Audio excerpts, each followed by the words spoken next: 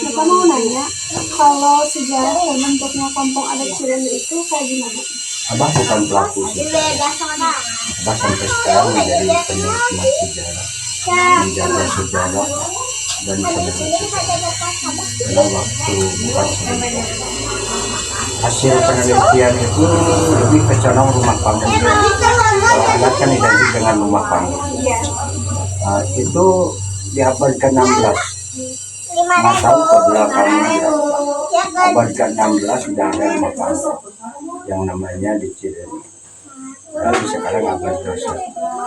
Berarti 500 tahun ke belakang tetap menjaga tradisinya, ritualnya, menjaga alamnya.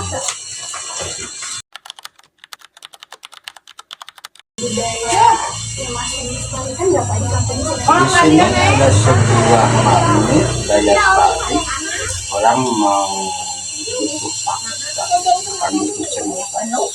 Di sini di masyarakat adat adalah punya warga yang punya yang pernah makan. Termasuk abah sendiri dari lahir.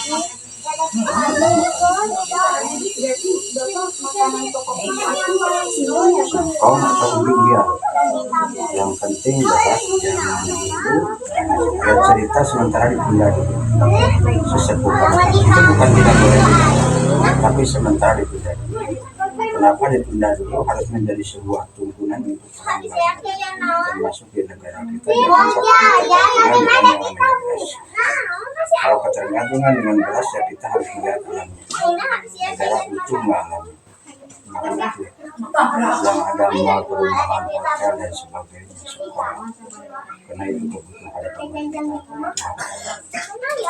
Jadi berarti kita ketergantungan dengan beras, berarti ketergantungan terhadap luar negeri. Kita bisa membayangkan bagaimana ke depan kalau orang dari luar negeri nggak bisa kirim beras. Itu kita harus sedang berpikir. Makanya kalau Thailand, Vietnam nggak bisa kirim beras berarti benar-benar orang Indonesia kelaparan. Karena mereka ketergantungan. Kalau Cirende banyak hasilnya. Bukan nasi singkong, ada jagung, ada kacang tanah, ada talas, ada ganyong, ada ubi jala. Berarti itu nanam sendiri ya Pak? Ada yang ditanam sendiri, ada tanaman liar yang bisa diolah. Bisa menjadi pengganti beras. Tokoh yang penting atau leluhur yang berperan besar dalam menjaga adat di kampung Cirende ini? Maaf teh ya, maaf sekali. Karena etika adat itu ada yang dipamerkan, jadi abah nggak bisa nyebut nama sih, nggak bisa nyebut nama tokoh zaman yang jelas.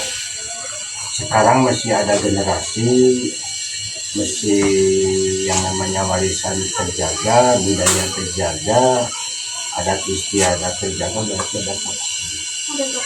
Ada tokohnya dan tokohnya cukup. Bisa dikatakan banyak enggak sih, tapi ada beberapa tokoh yang intinya begini. Kita harus kilas balik ke sejarah.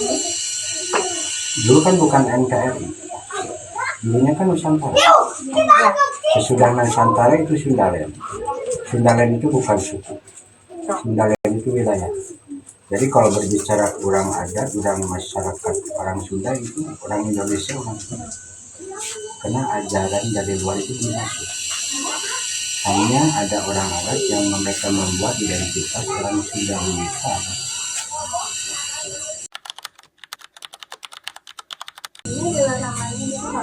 Banyak halangannya kan dikaitkan dengan etika.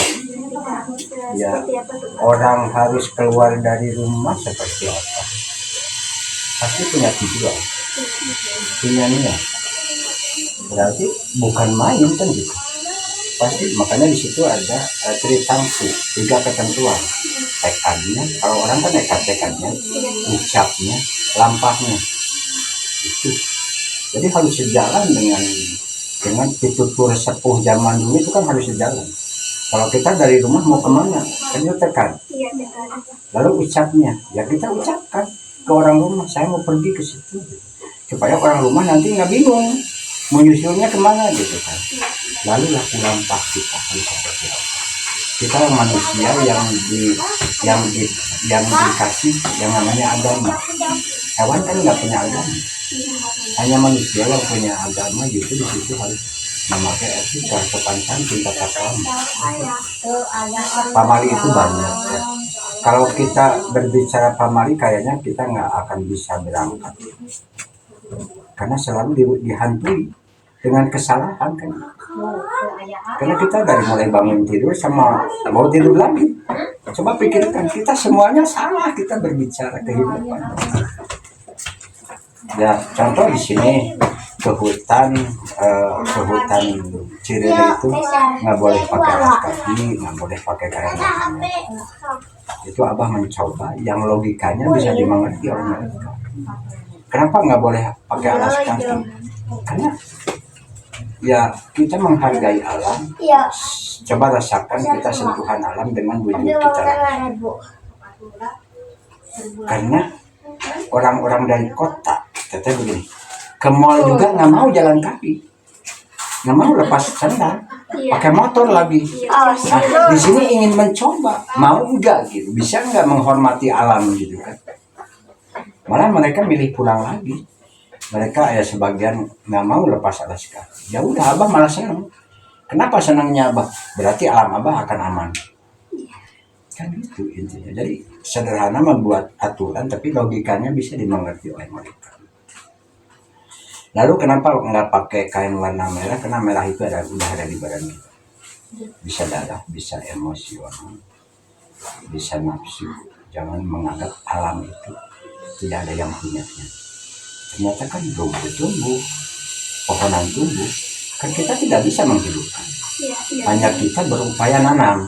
Itu pun kalau ada kehendak yang maha kuasa, dengan perawatan, dengan ritual. Karena kalau di sini nanam singkong, panen singkong, itu perlakuan alam itu seperti apa? Biasanya pakai sasagen atau pakai minyak kepercayaan, atau pakai air kembang. Itu bentuk apa, etika, bentuk etika. Jadi perlakuan alam itu seperti apa? Bagaimana pengaruh modernisasi terhadap cara hidup masyarakat di sini? Di adat itu harus ada makhluk cicing, harus ada makhluk nyari, harus ada makhluk eling. Itu artinya apa? Makhluk cicing bisa dikaitkan dengan ketubuhan. Ya, makhluk nyaring hati-hati di zaman sekarang. Emosional manusia sekarang emosionalnya tinggi. Nyaring itu bukan bangun tidur. Ucapan kita harus disaring. Supaya kita mengucap, orang lain itu kedengarannya nggak tersinggung lah.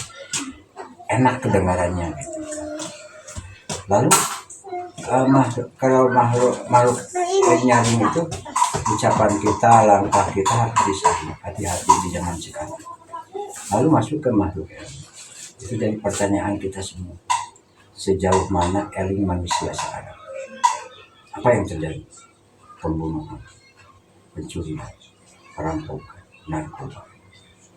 Abah tidak mengkritik dinas, itu udah jadi rahasia umum. Yang namanya korupsi. Udah nggak eling kan? Udah nggak sadar. Kita bayangkan yang namanya korupsi dikasih ke anak makan, dikasih ke istri makan, dimakan oleh mereka. Di situ baru berbicara agama. Itu harta apa? Harta haram katanya. Tapi mereka kerjakan terus. Makanya di zaman sekarang bukan nggak penting. Secara pribadi apa begini, Abah tidak mau ikut masyarakat adat, Abah tidak mau ikut agama atau kepercayaan. Sekarang nggak harus berbicara adat. Bukan nggak penting, agama itu sudah suci, sudah bagus. Tapi yang penting apa? Moralnya dan akhlaknya itu sekarang. Itu seperti itu. Makanya kalau tadi pertanyaannya apa? Pengaruh modernisasi. Kita lihat sendiri. Di sini ada anak sekolah. Di sini ada penerangan. Kan gitu. Di sini ada orang yang pegang HP. Berarti tidak menolak modernisasi. Karena ini bukan Baduy. Kalau Baduy mah saudara Abah di situ kan, apalagi Baduy dalam, mereka nggak boleh. Nggak boleh mereka pegang HP. Nggak boleh mereka pakai penerangan. Itu Baduy saudara. Tapi di situ masyarakat adat dimanapun pasti punya perbedaan, punya cara ciri. Termasuk Cirende, anak-anak ada yang udah jadi sarjana, yang masih kuliah. Anak kecil, ini faktanya. Ini bukan cerita, ini fakta. Anak kecil sekolah. Karena pendidikan itu kebutuhan. Jadi nggak ada yang ditolak.